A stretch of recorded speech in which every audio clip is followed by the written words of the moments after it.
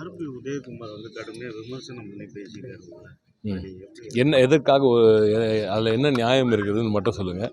நாங்கள் கேட்ட கேள்வி வந்து கீழடி குறித்த கேள்வி. அந்த கேள்விக்கான பதிலை தவிர மீது எல்லாத்தையும் சொல்லியிருக்காரு எங்கள் அருமை அண்ணன் அவர்கள்.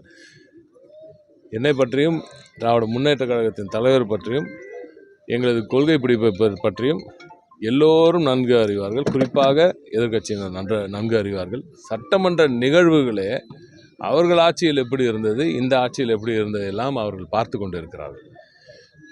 அவர்கள் மனசாட்சிக்கு நாங்கள் கேட்ட கேள்வி உண்மை, சரியான கேள்வி என்பது மிக தெளிவாக தெரியும். கீழடியை, தமிழர் தொன்மையை அதை ஒட்டுமொத்தமாக புறம் தள்ளுற ஒரு போக்கை பாஜக எடுக்கிறது.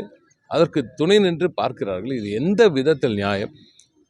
இதற்கு தூங்கி கொண்டிருக்கிறீர்களே என்று கேட்பதற்கு தவறா? அது தவறா? அந்த கேள்வியை மீண்டும் மீண்டும் நிச்சயமாக கேட்போம். அவர்கள் எழுந்து கொள்ளும் வரை கேட்போம்.